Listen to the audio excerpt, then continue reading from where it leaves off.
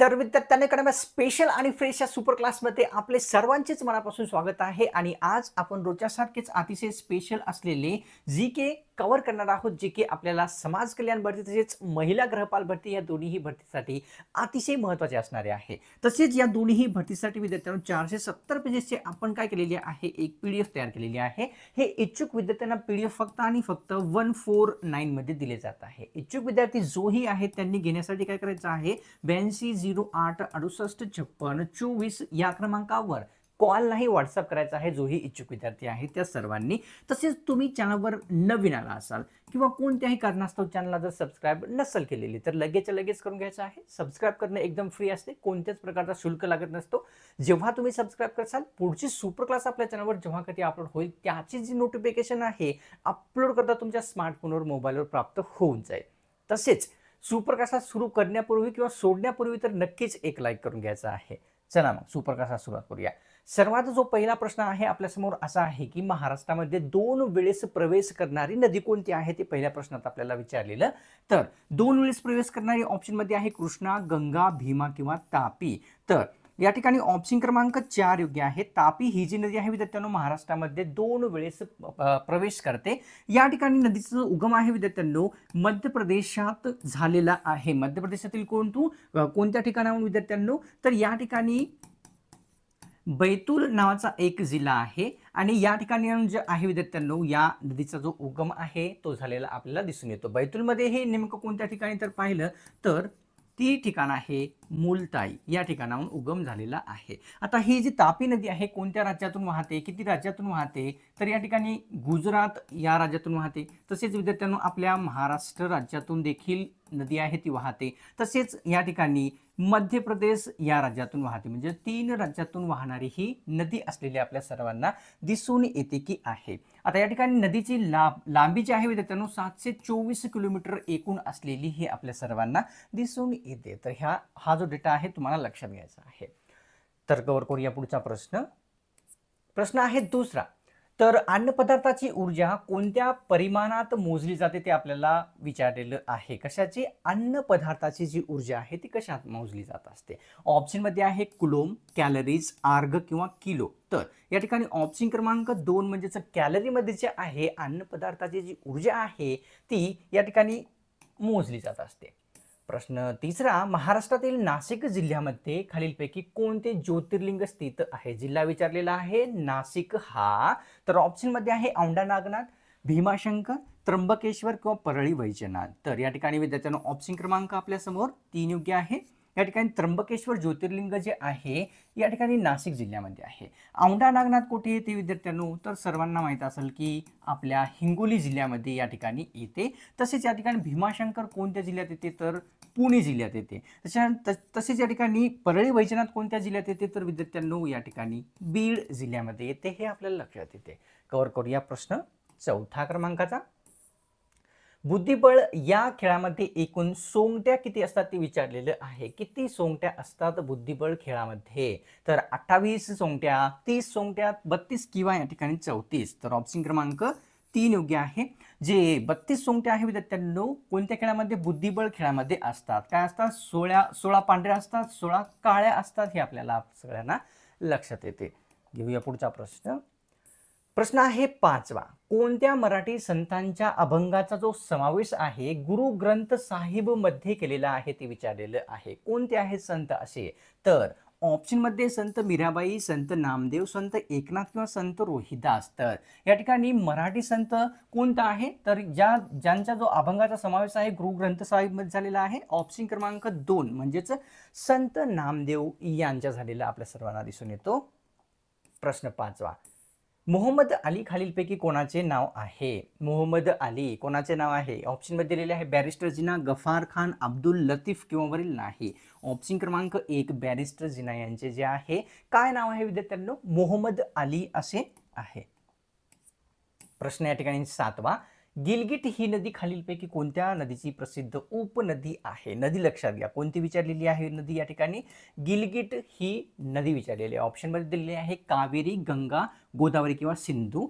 तर ऑप्शन क्रमांक 4 म्हणजेच सिंधू नदीची जी आहे या ठिकाणी गिलगिट ही प्रसिद्ध उपनदी असलेली लक्षात येते। प्रश्न या ठिकाणी 8व्या क्रमांकाचा, की शरीरातील सर्वात मोठी लाळ स्त्रावणारी ग्रंथी कोणती आहे? ज्यातून सर्वात जास्त लाळ लाळ स्त्रावते अशी ग्रंथी कोणती आहे? कर्णमूल, अधोहनी, यकृत किंवा या ठिकाणी अधोजीवी. ऑप्शन क्रमांक 1 म्हणजेच विद्यार्थ्यांनो या ठिकाणी काय? कर्णमूल ही जी ग्रंथी आहे लाळ स्त्रावणारी सर्वात जास्त असलेली लक्षात येते. प्रश्न या ठिकाणी 9वा. ब्रॉन्झ मेडल हे खालीलपैकी कशापासून बनवले जात असते? ब्रॉन्झ मेडल आपण खूप वेळेस ऐकलेले आहे, प्रदान करण्यात आलेली आहे भरपूर जणांना. तर कशापासून तयार होते? सोन्यापासून, पितळ, तांबे किंवा चांदी. तर ऑप्शन क्रमांक विद्यार्थ्यांनो या ठिकाणी किती योग्य आहे? 3. तांब्यापासून जे आहे ब्रॉन्झ मेडल तयार होत असते. किती समावेश असतो? तर 90% पेक्षा जास्त जो आहे ब्रॉन्झ मेडलमध्ये तांब्याचा समावेश असतो. कव्हर करूया पुढचा प्रश्न. प्रश्न या ठिकाणी 10वा. 2011च्या जनगणनेनुसार सर्वात कमी लोकसंख्या कोणत्या राज्याची होती? 2011च्या जनगणनेनुसार विचारलेलं आहे. या ठिकाणी 2021ची जनगणना अजून झालेली नाही, त्या कारणास्तव आपण 11च्या पाहणार आहोत. उत्तर प्रदेश, आसाम, सिक्कीम किंवा महाराष्ट्र. ऑप्शन क्रमांक विद्यार्थ्यांनो या ठिकाणी योग्य आहे 3. सिक्कीम राज्याची 2011 नुसार सर्वात कमी लोकसंख्या असलेली लक्षात येते. तर प्रश्न या ठिकाणी आपल्यासमोर असा आहे, कानात बुगडी गावात फुगडी मनीचा जो अर्थ आहे कोणता योग्य आहे ते विचारलेलं आहे. मनी आपल्याला लक्षात घ्यायची आहे, पुन्हा एकदा वाचूया. कानात बुगडी तसेच गावात फुगडी. तर ऑप्शनमध्ये दिलेले आहेत थोड्याशा संपत्तीचे मोठे प्रदर्शन करणे, जास्त संपत्तीचे छोटे प्रदर्शन करणे किंवा कितीही संपत्तीचे प्रदर्शन न करणे. ऑप्शन क्रमांक विद्यार्थ्यांना आपल्यासमोर किती योग्य आहे? ऑप्शन क्रमांक 1 योग्य आहे. म्हणजेच काय, की थोड्याशा संपत्तीचे मोठे प्रदर्शन करणे म्हणजेच मन या ठिकाणी अर्थ योग्य राहणारा आपल्या लक्षात येतो. तर प्रश्न 12वा. ययाती प्रसिद्ध कादंबरीचे लेखक खालीलपैकी कोण आहेत? कादंबरीचं नाव विचारलेलं आहे, कादंबरी विचारली आहे ययाती. भालचंद्र नेमाडे, कुसुमाग्रज, गोविंदाग्रज किंवा विष्णू खांडेकर. तर या ठिकाणी ऑप्शन क्रमांक विद्यार्थ्यांनो योग्य आहे 4. म्हणजेच काय? ऑप्शन क्रमांक 4 म्हणजेच विष्णू खांडेकर यांनी असलेले लक्षात येतात. प्रश्न या ठिकाणी 13वा. इचलकरंजी या शहराला कोणत्या राज्याचे मॅचेस्टर म्हणतात? इचलकरंजीला. तर महाराष्ट्र राज्य, गुजरात राज्य, पंजाब किंवा मेघालय. ऑप्शन क्रमांक 1 म्हणजेच महाराष्ट्राचे जे मॅचेस्टर आहे इचलकरंजीला म्हटले जात असते. प्रश्न 14वा कोर करूया.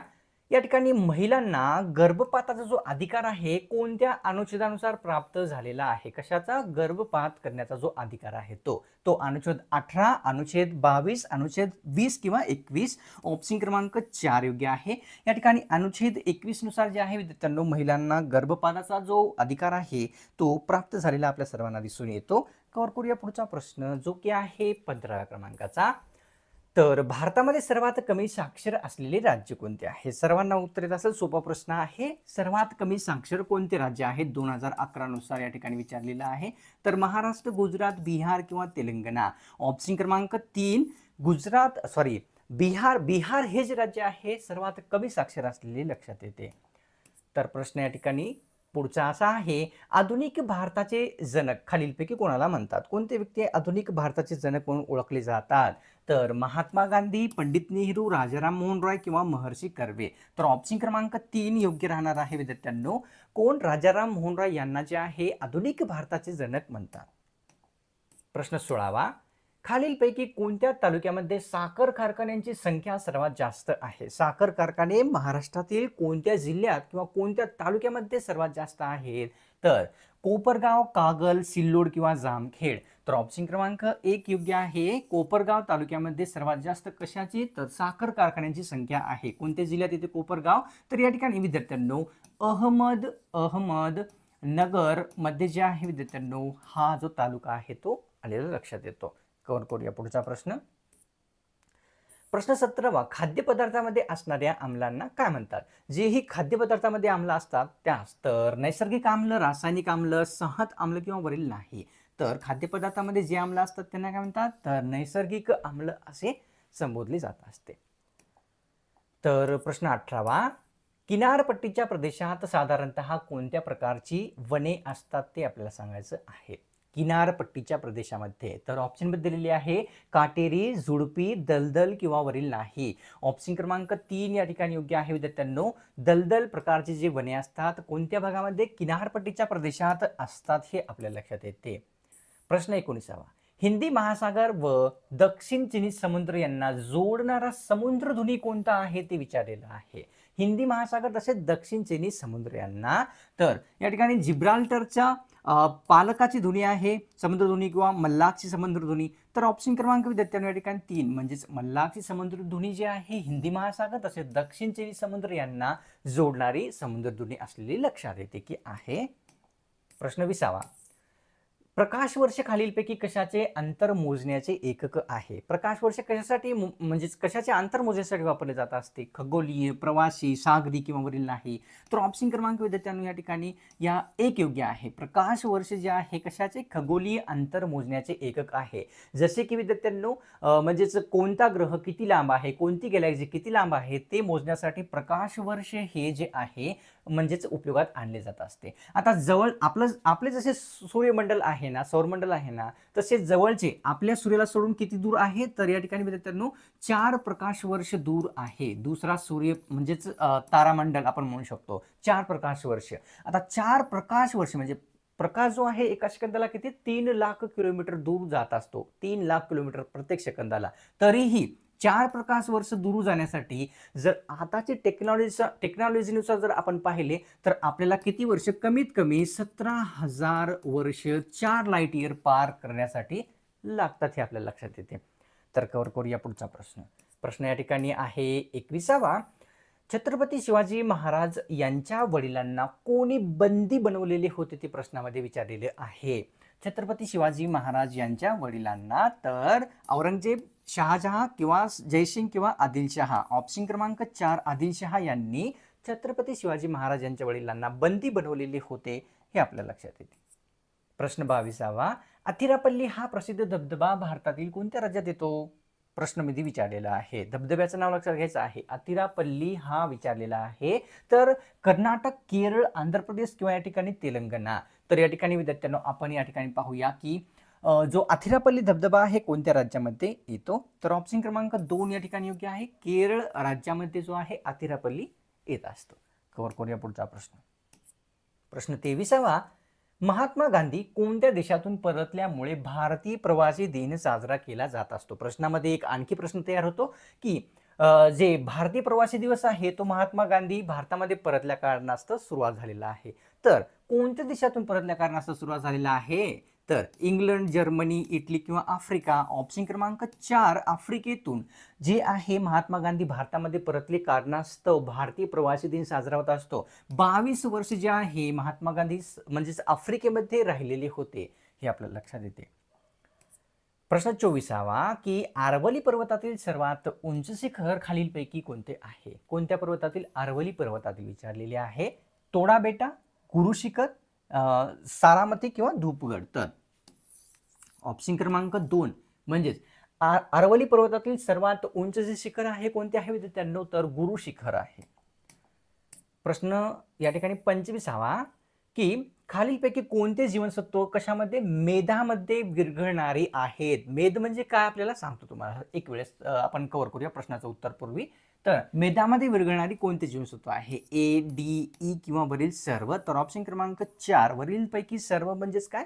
तर ई जीवनसत्व, डी जीवनसत्व, ए जीवनसत्व हे सर्व मेधामध्ये विरघळणारी आहेत. आता मेध म्हणजे काय? चरबीमध्ये विरघळणारी जीवनसत्वे त्यास मेधामध्ये विरघळणारी म्हणतात. तर 26वा प्रश्न, यशवंत धरण महाराष्ट्रातील कोणत्या नदीवर बांधण्यात आलेले आहे? धरणाचं नाव लक्षात घ्या. धरणाचं नाव म्हणजेच या ठिकाणी धरण यशवंत आहे. गोदावरी, गंगा, बोर किंवा कोयना. ऑप्शन क्रमांक 3 बोर नदीवर जे आहे विद्यार्थ्यांनो कोणते? यशवंत धरण बांधलेले आहे. प्रश्न 27वा, केरळ राज्यातील अथिरापल्ली हा प्रसिद्ध धबधबा कोणत्या नदीवर आहे? आता पूर्वी जो प्रश्न आपण कव्हर केला की केरळ राज्यामध्ये अथिरापल्ली हा धबधबा स्थित आहे, तर कोणत्या नदीवर आहे? चालकुंडी, चंबळ, प्रवरा किंवा वरील नाही? तर केरळ राज्यामध्ये चालकुंडी नदीवर जे आहे अथिरापल्ली धबधबा स्थित आहे. घेऊया पुढचा प्रश्न. तर प्रश्न आहे 28वा, भारतामध्ये खालीलपैकी कोणत्या ठिकाणी उच्च न्यायालय उपस्थित नाही? उच्च न्यायालय नसलेले आपल्याला पर्यायामध्ये कोणते राज्य आहेत विचारलेलं आहे सोप्या प्रश्नामध्ये. तर मिझोरम आहे, गोवा आहे, अरुणाचल प्रदेश किंवा वरीलपैकी सर्व.